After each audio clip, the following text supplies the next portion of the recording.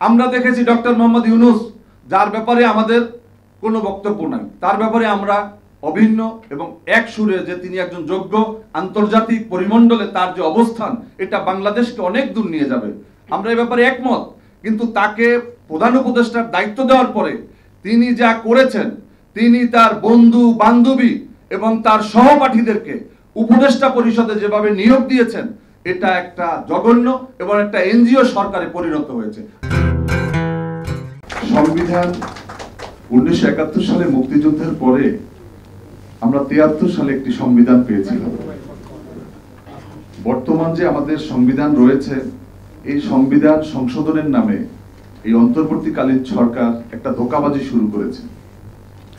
আপনারা জানেন যে আমাদের এই সংবিধানের খায়রুল হকের একটা রায়ের আলোকে তারা আমাদের বেসিক স্ট্রাকচার পরিবর্তন করা যাবে না এবং গণভোটের মাধ্যমে যে সংবিধান যে পরিবর্তন করবেন তারও কোনো সুযোগ নেই। তার মানে এমন অবস্থা করেছেন এই সংবিধানটিকে, এটাকে বলা যায় অনেকটা আওয়ামী লীগের একটা দলীয় গঠনতন্ত্র বলা যায়। এবং এখানে যে সমস্ত মিথ্যাচার করা হয়েছে, সবচেয়ে বড় একটা মিথ্যাচার হচ্ছে ৬ষ্ঠ তফসিলে ১৫০-এর ২ অনুচ্ছেদে বলা হয়েছে জাতির পিতা বঙ্গবন্ধু শেখ মুজিবুর রহমান কর্তৃক প্রদত্ত বাংলাদেশের স্বাধীনতার ঘোষণা। এটা উনি কোথায় দিয়েছেন? এটা এদেশের মানুষ জানে যে এই 25শে মার্চ রাতে কালুরঘাট বেতার কেন্দ্র থেকে স্বাধীনতার ঘোষণা শহীদ রাষ্ট্রপতি জিয়াউর রহমান দিয়েছিলেন, যেটাকে শেখ মুজিবের নামে চালানো হয়েছে এই মহান সংবিধানে। এবং এটা আসলে একটা দৃঢ়তা এবং এটা শুধুমাত্র দলবাজির কারণে এটা করা হয়েছে। আমি মনে করি যে আমাদের চারটা শাসনতন্ত্রের অবমাননা করা হয়েছে। হ্যাঁ, তো আমাদের যে চারটা যে মূলনীতি বলা হয়েছে, জাতীয়তাবাদ, সমাজতন্ত্র, গণতন্ত্র ও ধর্মনিরপেক্ষতাবাদ, যারা মুক্তিযুদ্ধ করেছিলেন তারা তাদেরকে এই ধর্মনিরপেক্ষতাবাদ সংবিধানে সংযোজনের জন্য কিভাবে তারা এটা কি করলেন? এটা একটা সংখ্যাগরিষ্ঠ মুসলমানের দেশ, এখানে ধর্ম নিরপেক্ষ কেন থাকবে? এখানে তো সংখ্যাগরিষ্ঠ মানুষের আশা আকাঙ্ক্ষা ইচ্ছার প্রতিফলন ঘটবে, এটাই হবে সংবিধান। ধর্ম নিরপেক্ষ মানে আমি কোনো ধর্মের না, তার মানে আমি হিন্দুও না, আমি মুসলিমও না, আমি বৌদ্ধও না, আমি খ্রিস্টানও না। এই হচ্ছে সংবিধানের মেইন মূলনীতি। এটা বাংলাদেশের জন্য হতে পারে না। এবং এখন যারা এই সংবিধান সংশোধন করতে চান তাদেরকে বলবো এটাকে ডাস্টবিনে ফেলে দেন। আপনারা যদি নিজেদেরকে বিপ্লবী সরকার মনে করেন না এই সংবিধানের আওতার সরকার মনে করেন, এটা পরিষ্কার করতে হবে। কেননা এক অঙ্গে হরেক রূপ, এটা কিন্তু আমাদেরকে দেখতে ভালো লাগছে না। আপনাকে পুরুষও দেখা যাচ্ছে, আপনাকে শরীফও মনে হচ্ছে, আবার শরীফাও মনে হচ্ছে। এটা আসলেই কিন্তু একটা, এই সরকার কিন্তু ওত নিয়েছে এই সংবিধানের আলোকে। আবার কিন্তু ডক্টর ইউনূস সাহেব কিন্তু আপনারা অনেকে বলছেন বিপ্লবী সরকার। বিপ্লবী সরকার আবার সংবিধানের আলোকে ওত নাই কিভাবে? এবং রাষ্ট্রপতি কিভাবে এখনো বহাল থাকে? এবং এই রাষ্ট্র সংবিধানকে মেনে যেই শাসন কার্য চলতেছে, এটা সম্পূর্ণ একটা বেআইনি একটা অবস্থা চলতেছে। এখানে আমাদের বিজ্ঞ বিচারক আছেন, তিনি ভালো বলতে পারবেন। আমি মনে করি যে আমাদের সংবিধানের আরেকটা বিষয় যে গণপ্রজাতন্ত্রী বাংলাদেশ বলা হয়েছে। তাহলে প্রজা থাকলে রাজাও আছে, রাজাদের জন্য এক ধরনের আইন আছে, আর প্রজাদের জন্য যে আইন এটা হচ্ছে এইটা। আমি মনে করি এটা প্রজাতন্ত্রী না হয়ে এটা যদি গণতান্ত্রিক হয় এটা হতে পারে। এটা আরো যারা বিজ্ঞজন আছেন তারা চিন্তা করবেন, কেননা আমাদের স্লোগানটাই যেন প্রজা এবং রাজা, এখানে যেন বৈষম্য যেন শুরুতেই না থাকে।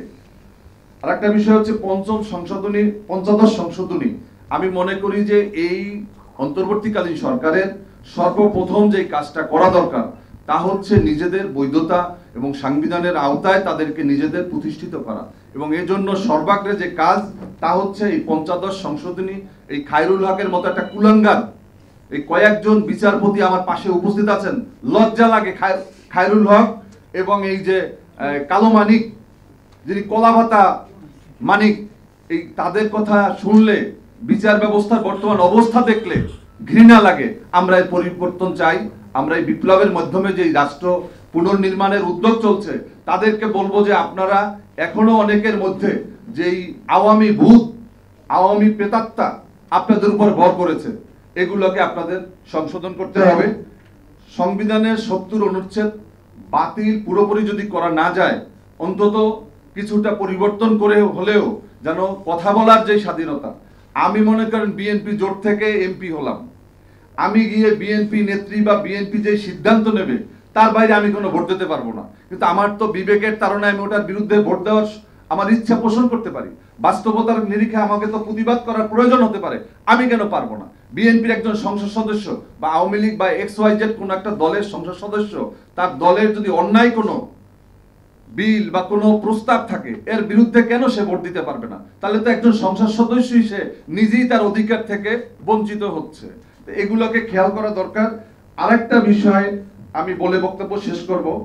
বাংলাদেশের এই 5ই আগস্টের পরিবর্তনের পরে আমরা যেই আকাঙ্ক্ষা করেছিলাম, আমরা এখনো সেই আকাঙ্ক্ষায় আছি, কিন্তু আমাদের প্রধান উপদেষ্টার বক্তব্যে আমরা এমন মনে হয় যেন এখানে জনগণের কোনো অবদান ছিল না। তিনি ভুলেও আমাদের এই যে শত শত হাজার হাজার মানুষ যে এই আত্মত্যাগ করেছে, শুধুমাত্র তিনি ছাত্র ছাত্র বলতেছেন, ছাত্রদের সাথে জনতাও ছিল, এটাও তাকে বলতে হবে। এবং তার এই ছাত্রদের কয়েকজন ছাত্রকে তিনি উপদেষ্টা নিয়োগ করে বা বিভিন্ন জায়গাতে বসিয়ে তিনি কি তাদের হত্যার বিচার থেকে মানুষের দৃষ্টিকে আড়াল করতে চান কিনা আমি জানি না। তিনি ইতিমধ্যে আমরা দেখেছি পরিবারতন্ত্রের বিরুদ্ধে অনেক আলোচনা, অনেক কথা হয়েছে, কিন্তু এই পরিবারতন্ত্র যে যায় লঙ্কায় সে হয় রাবণ। আমরা দেখেছি ডক্টর মোহাম্মদ ইউনূস, যার ব্যাপারে আমাদের কোনো বক্তব্য নাই, তার ব্যাপারে আমরা অভিন্ন এবং এক সুরে যে তিনি একজন যোগ্য, আন্তর্জাতিক পরিমণ্ডলে তার যে অবস্থান, এটা বাংলাদেশকে অনেক দূর নিয়ে যাবে, আমরা এই ব্যাপারে একমত।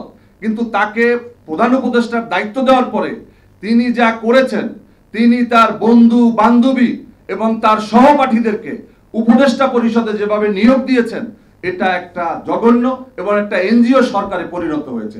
আমরা এভাবে চাই না। আমরা দেখেছি যে 1-11-এর সময় যারা বাংলাদেশ থেকে রাজনীতি এবং রাজনীতিবিদদেরকে বিতাড়িত করতে চেয়েছেন, যারা বাংলাদেশকে রাজনীতি শূন্য করতে চেয়েছেন, তেমন আপনি দেখেছেন যে ব্রিগেডিয়ার সাখাওয়াত, তিনি এমন এক বিতর্কিত ব্যক্তি, তিনি এই ক্ষমতা পাওয়ার পরেই, স্বরাষ্ট্রমন্ত্রী হওয়ার পরেই তিনি বলে দিয়েছেন যে আওয়ামী লীগকে তো কাজ করতে কেউ বাধা দেয় নাই, আওয়ামী লীগকে তো কেউ নিষিদ্ধ করে নাই। মনে হয় যিনি তিনি আওয়ামী লীগের একজন প্রেতাত্মা হিসাবে আওয়ামী লীগকে পুনর্বাসনের জন্য তিনি তার দায়িত্ব নিয়ে নিয়েছেন, আওয়ামী লীগকে পুনর্বাসন করার জন্য। আপনি দেখেছেন আলী ইমাম মজুমদার, আজকে বাংলাদেশের যেই সমস্ত জায়গাগুলোতে আওয়ামী ভূত, বিভিন্ন মন্ত্রণালয়, অধিদপ্তর, পরিদপ্তর, সচিবালয়, সমস্ত জায়গাতে আওয়ামী লীগের লোকজনকে যেভাবে পরিবর্তন করা দরকার, সেখানে আমরা যে ধীরগতি দেখছি এবং তারা সেখানে শুধুমাত্র রাজনীতি মুক্ত মানুষকে তারা খুঁজছেন। আজকে দীর্ঘ 17টি বছরের আন্দোলন সংগ্রামের ধারাবাহিকতাই কিন্তু এই ছাত্র জনতাকে সামনে রেখে আমরা এই আন্দোলনে শরিক হয়েছি, এদেশের জনগণ শরিক হয়েছে, সমস্ত দল মত ঊর্ধ্বে উঠে আমরা কিন্তু সবাই এই 2 তারিখ থেকে 5 তারিখ পর্যন্ত সমস্ত শক্তি নিয়ে আমরা কিন্তু রাজপথে ছিলাম। যার কারণে বলতে চাই, রাজনীতিবিদদেরকে কেউ প্রতিপক্ষ মনে করবেন না। আরেকটা কথা হচ্ছে, নতুন রাজনৈতিক দল যারাই করবেন, যেই করবেন, রাষ্ট্রের প্রত্যেকটা নাগরিকের অধিকার রয়েছে রাজনৈতিক দল করার, সংগঠন করার, সংগঠিত হওয়ার, কিন্তু আমরা তাদেরকে স্বাগত জানাই। কিন্তু ক্ষমতা গ্রহণ করে অন্তর্বর্তীকালীন সরকারের কোনো প্ররোচনায়, তাদের মদদে বাংলাদেশের জন্য কোনো কিংস পার্টি বা নতুন কোনো দল গঠন করে তাদেরকে ক্ষমতা দীর্ঘায়িত করার জন্য যদি কোনো পদক্ষেপ নেওয়া হয়, বাংলাদেশের কোনো সচেতন মানুষ এ ব্যাপারে বসে থাকবে না, তারাও তাদের জায়গা থেকে এর প্রতিরোধ করবে এবং সেক্ষেত্রে মনে হবে যেন এই অন্তর্বর্তীকালীন সরকারের বিরুদ্ধে তারা অবস্থান নিয়েছে। আমরা এই জন্য বলতে চাই, আপনারা এমন কিছু করেন না, আপনারা আজকে যে সংস্কারের যে কাজ, এই সংস্কারের কাজটুকু করেন, আমাদের সংবিধান একটা ভালো একটা সংবিধান উপহার দেন, আমাদের একটা নির্বাচন কমিশন, নিরপেক্ষ নির্বাচন কমিশন করে দেন, এবং নির্বাচনী আইনের যেই পরিবর্তনগুলো দরকার, যে টাকা, অর্থ, অস্ত্র, মাসেল্লা যারা, তারা সারা কেউ নির্বাচিত হতে পারে না। সৎ, যোগ্য, যারা অর্থহীন, তারা যতটাই যোগ্যতা থাকুক না কেন, তাকে নির্বাচনে পাশ করার মতো অবস্থা নাই। এই জায়গাগুলোতে আপনাদের কাজ করতে হবে। আমি আমার বক্তব্য দীর্ঘায়িত করব না, আপনাদের সবাইকে ধন্যবাদ। আমি আবারও এই তরুণ আইনজীবীদের মুখের দিকে আগামী দিনের বাংলাদেশ বিনির্মাণের অনেক বিভিন্ন গুরুত্বপূর্ণ ব্যক্তিদের আমরা দেখতে পাই। আপনারা এগিয়ে যান, আপনাদের সকল প্রোগ্রাম কর্মসূচিতে যখনই মনে করবেন আমাদেরকে স্মরণ করবেন, আমরা পাবো, আমাদেরকে পাবেন। আপনাদেরকে আবারও ধন্যবাদ।